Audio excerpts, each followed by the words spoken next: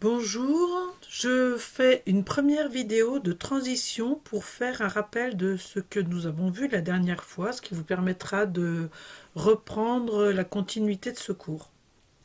Alors, la dernière fois, nous avons vu tout d'abord les exigences de la norme. Exigences de la norme, je vous rappelle, l'entreprise doit réaliser des audits, première exigence, de façon planifiée, deuxième exigence.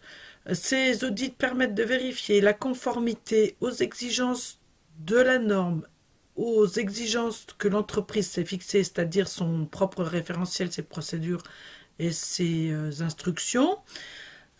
Et puis, deuxième point de vérification en audit, l'efficacité de ce qui a été prévu et le fait que le système est bien à jour. Donc ça, c'est les objectifs de l'audit. Donc après, je ne vous rappelle pas toutes les exigences de la norme, mais effectivement, le choix de l'auditeur, la notion d'action derrière les écarts d'audit, etc.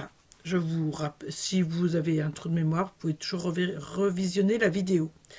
Donc nous avions vu ça. Nous avions vu également la méthode. Donc je rappelle la méthode générale: planifier, préparer, réaliser l'interview, réaliser l'audit, faire le rapport d'audit et enfin suivre l'audit.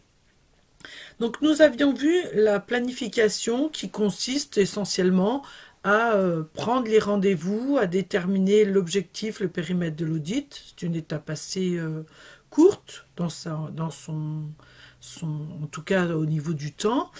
Deuxième étape, préparer. Donc, vous vous rappelez, j'espère, que la préparation est pour moi essentielle et qu'elle doit être, il faut y consacrer du temps parce que c'est important. Je pense que sur les exercices que vous avez faits et qui étaient d'ailleurs plutôt bien faits d'une manière globale, vous avez vu qu'on y passe un certain temps à chercher à comprendre à la fois la norme, à la fois ce que l'entreprise a prévu, élaborer des questions, etc.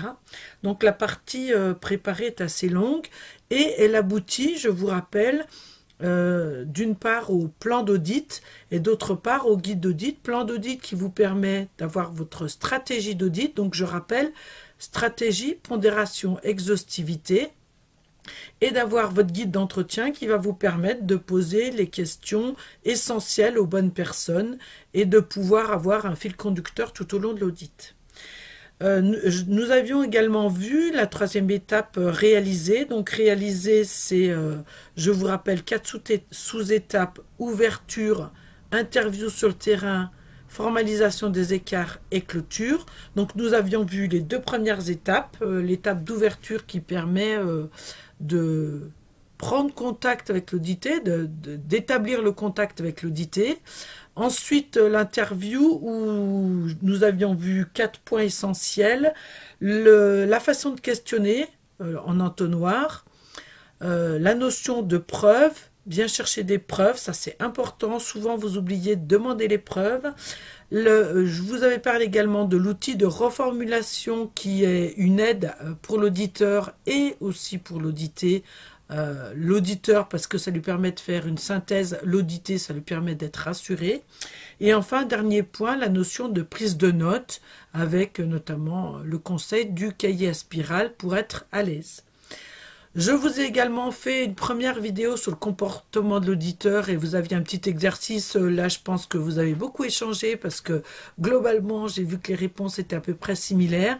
J'ai vu que globalement, vous aviez bien capté les attentes de qualité, les qualités qu'on attend vis-à-vis d'un auditeur, avec notamment le côté bienveillance, et ça c'est important. Vous verrez dans le corrigé, je vous ai mis s'il en reste qu'une, c'est celle-là que vous devez avoir. Avec la bienveillance, on obtiendra les meilleures réponses à l'audit qu'il soit possible. Sans bienveillance, vous aurez au contraire des audités très fermés et qui ne seront pas du tout collaboratifs. Juste petite remarque au niveau des petites qualités des auditeurs. Un auditeur ne doit pas être procédurier, le terme me gêne, qu'il s'appuie sur les procédures pour faire l'audit. Je suis d'accord, mais procédurier, il y a une connotation un peu négative. J'ai vu aussi la notion de porteur de conseils. Non, l'auditeur n'est pas censé apporter des conseils. En général, quand il apporte des conseils, il n'est plus dans son rôle d'auditeur. Le P, c'était pertinent. La notion de pertinence d'auditeur, c'est ce qu'on évoque quand je parle de pertinence d'auditeur, c'est le fait de saisir la balle au bond et par rapport à une réponse qui est faite, de pouvoir aller plus loin dans les questions, etc. C'est ça, cette notion de pertinence. Voilà pour le comportement de l'auditeur. Nous allons voir aujourd'hui donc deux outils d'audit, l'analyse systémique et le PDCA.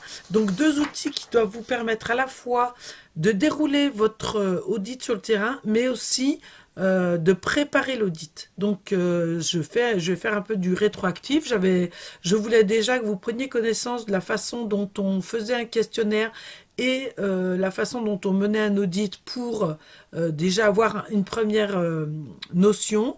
Et là, nous allons approfondir avec des outils qui me semblent être des outils vraiment, ce que j'appelle des outils rouleau compresseur, ce qui veut dire qu'on passe vraiment partout en audit. Donc, on va avoir ces deux outils-là aujourd'hui.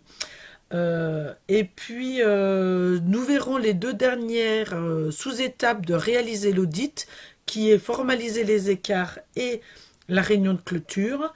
Et enfin, je vous parlerai du compte-rendu d'audit, qui est important, oui, du compte-rendu d'audit et du suivi d'audit, donc les deux dernières étapes de la méthode cette fois-ci, et pas les sous-étapes.